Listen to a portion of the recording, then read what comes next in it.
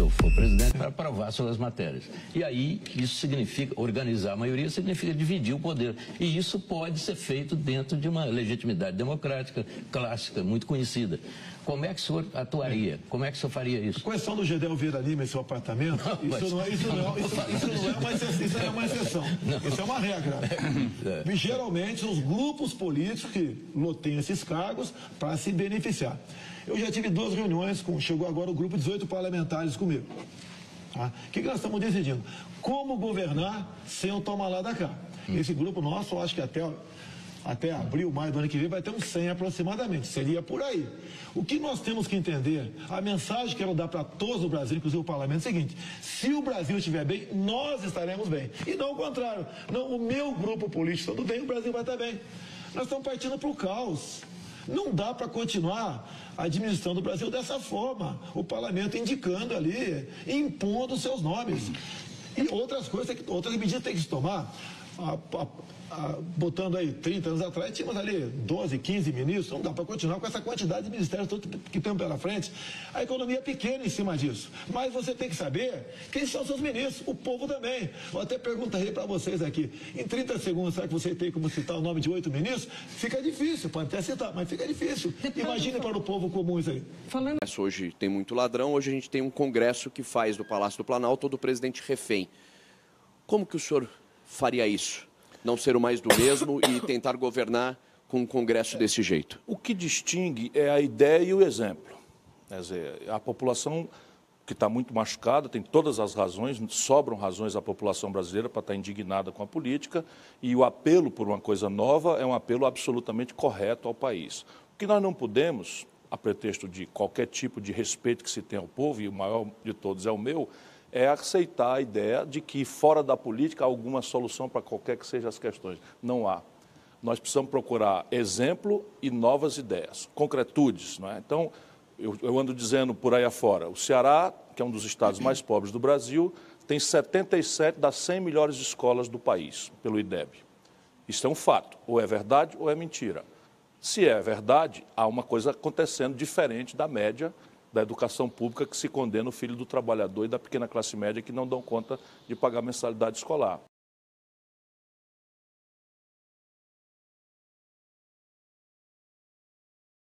Repressão, porque eu só vejo o senhor falar da repressão. Mas que outro projeto o senhor tem para o combate ao crime no Brasil? Alguma coisa racional? Se você até começar a resolver a questão da economia, tu ajuda a violência a diminuir. Não há nenhuma dúvida. Um montão de medidas.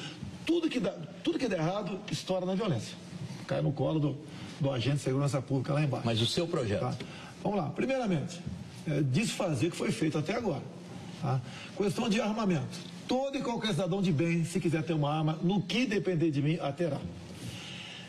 E para o homem do campo, fuzil, cartucho 762. Invasor tem que ser recebido assim. Afinal de contas, a propriedade privada é sagrada ou não é? Se não é, se é do Estado, estamos no comunismo, não temos que discutir mais isso daí. Uma outra questão muito importante, o policial militar. Eu falo muito pelo Rio de Janeiro, são meus amigos lá. Ele diz para mim, se eu atiro, eu vou para a cadeia. Se eu não atiro, eu vou para o cemitério. Tá essa desgraça conhecida como audiência de custódia. Até é comum, né? O policial prende o bandido, no dia seguinte, na audiência de custódia, o bandido conta a sua historinha lá, que foi torturado psicologicamente, o policial responde por tortura psicológica. Nós temos que ter o excludente de ilicitude para a operação policial e para a legítima defesa também.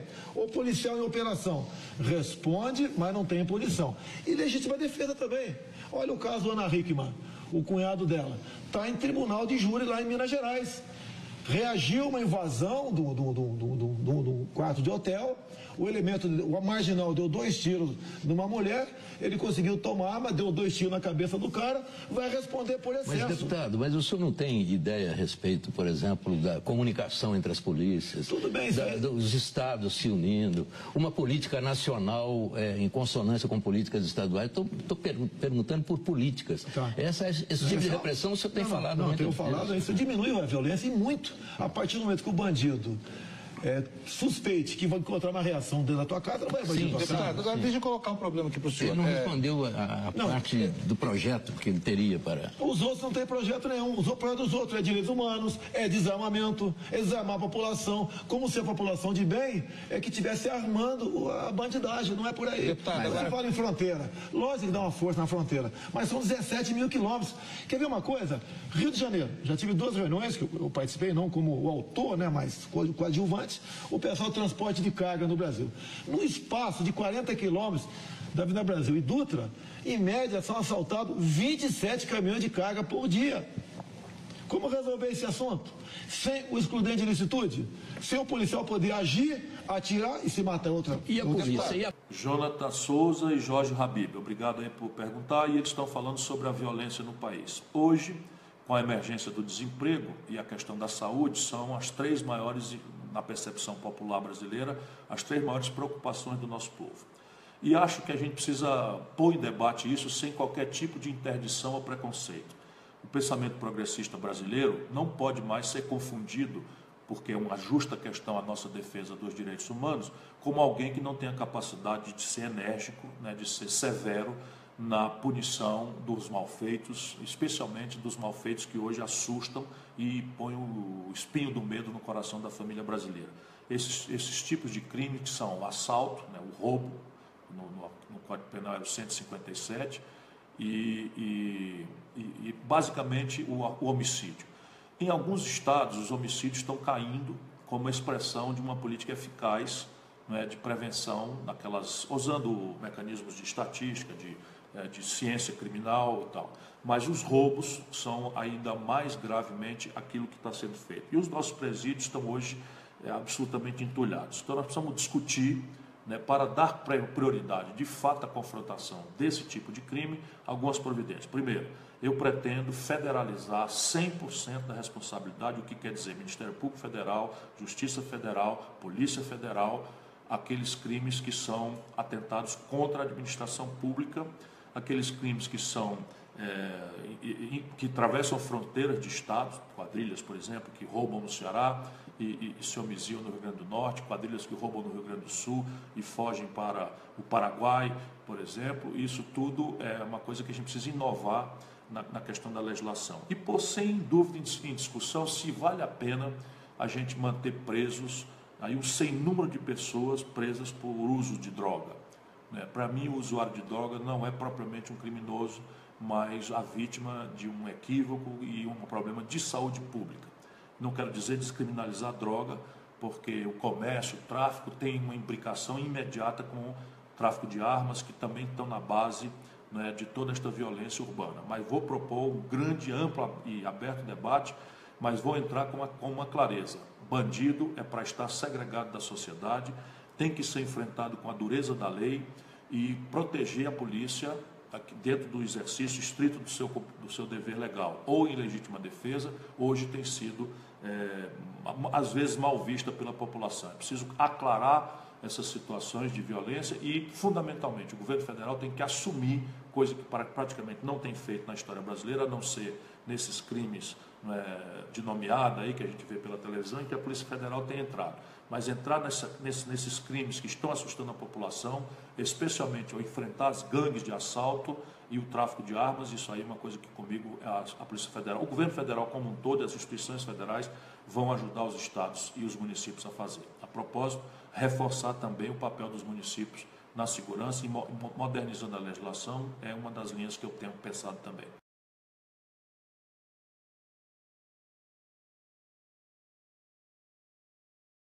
Voltar essa questão, voltar a debater economia e falar um pouquinho sobre esse perfil do senhor intervencionista, nacionalista e agora um liberal. Quais reformas microeconômicas que o senhor acha que são as mais importantes? Quais o senhor colocaria em prática assim que assumisse? E como o senhor vê a participação do capital externo na economia brasileira? Inclusive, por exemplo, China. O senhor já mostrou alguma resistência à China. E compra de terras, por exemplo, o senhor acha que os estrangeiros podem adquirir terras? Qual o limite? Bem, vamos começar pelo último, né? Compra de terras. Vamos supor que eu fosse o dono da despensa da tua casa. O que você comeria amanhã? o que eu quiser. Quando se fala em China, a China tem montanhas de dinheiro. Poderia ser um outro país, mas no momento é a China. Há muito se discute, né, e já compraram em parte terras agricultáveis no Brasil. Vão matar o nosso agronegócio.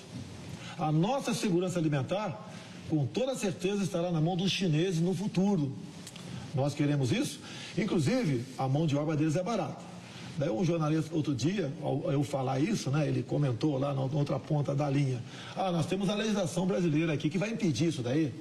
Falei, não impede os cubanos aqui, inclusive, 75% do salário deles vai embora, ok? Aqui eles vão trabalhar diuturnamente, como trabalham na China, e eles vão ter uma produtividade muito melhor do que nossa. Nós vamos matar o nosso agronegócio. E o sinalização, que infelizmente, eu estou certo, infelizmente, é o ICMBio e IBAMA, aparelhado com gente de esquerda, à vontade lá, né, petista ainda, estão multando adoidado aqui os fazendeiros, em especial do Rio Grande do Sul. Vai, no meu entender, daqui a pouco, né, fazer com que essas pessoas produzam menos, não produzam ou vendam suas terras. Temos mais de 100 fazendas invadidas em Mato Grosso do Sul. Quem invade agora é o índio na frente, o MST atrás. Tenho fotos para mostrar para vocês, estações de torre de transmissão de energia elétrica no sul do Pará, com 200 pneus embaixo deles. O MST pronto para tocar fogo, derreter a torre, interromper a energia. Mas, deputado, voltando à questão da Júlia, que é o seguinte, as medidas microeconômicas. Eu vou fazer uma pergunta que sintetiza. Desburocratizar. Eu vou fazer uma pergunta. Você leva 90 dias para abrir empresa no Brasil, isso não pode acontecer. Não, mas eu vou fazer uma pergunta que sintetiza isso. Como combater o déficit fiscal estrutural? Primeira medida, qual seria? Olha, eu perguntaria, obviamente, para os meus economistas, né? O que eu posso responder... Esse é o maior problema do Brasil. O que a gente pode é o maior problema do Brasil. Você tem que combater a corrupção, você tem que privatizar muita coisa, sim, ok? Para você ter superávit, tá? Você tem que conversar com todo mundo da sociedade, ok? E buscar medidas para facilitar a vida que quer produzir.